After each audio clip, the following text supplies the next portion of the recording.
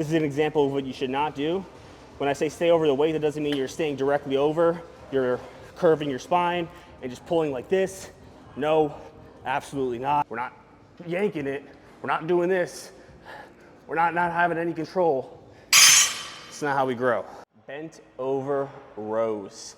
This is a movement that we often see a lot of people do incorrectly. They put themselves at a lot of risk.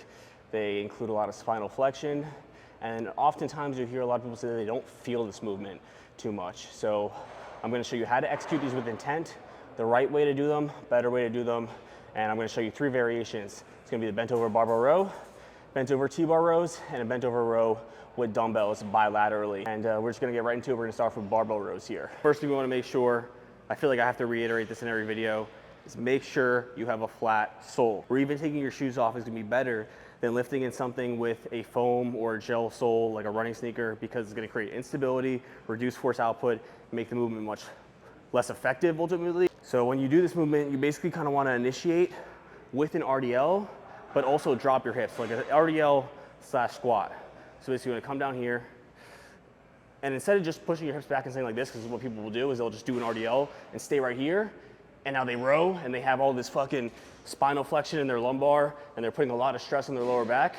You want to come into the RDL and just drop down so your quads are supporting this too, and just being in a good grounded position where your back is not completely horizontal, but you're just about like 30 to 45 degree angle essentially, and you're just coming here and you're driving right back.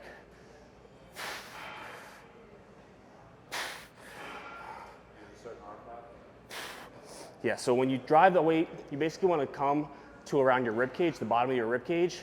I guess you could aim for your belly button. Yeah. Some people will come too high, they'll start doing this. Some people will come too upright, so they'll start doing this, which is just like a Yates row, but a Yates row is not a standard barbell row. If you're going really heavy, it's really sloppy, different exercise. Maybe we'll use a different video to cover that one. But this is a controlled barbell row where you could get the best execution out of it. So again, we don't want to just do this RDL and come here and start doing this. You might feel a good contraction that way, but you're putting a lot of the pressure on your lower back. Drop down with it, maintain that neutral spine, and drive back. Full retraction, squeeze. We're not yanking it. We're not doing this. We're not having any control. It's not how we grow.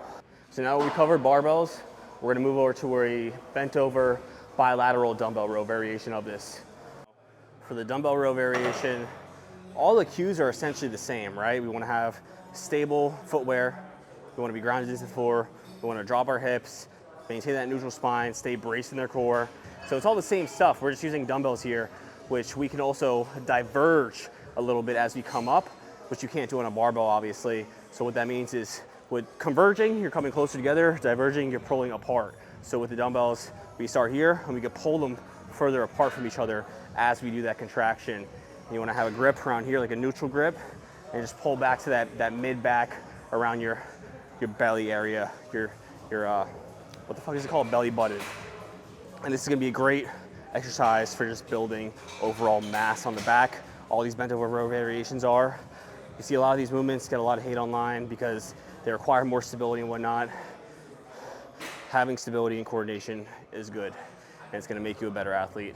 It's gonna make you a better bodybuilder too, I promise. See, as I contract, I'm pulling them further away from each other, getting that full retraction in my back and squeezing. I'm not pushing my hips back and have all this flexion in my lower back. Keeping them dropped lower, involving my quads to help stay more stable and upright, striving.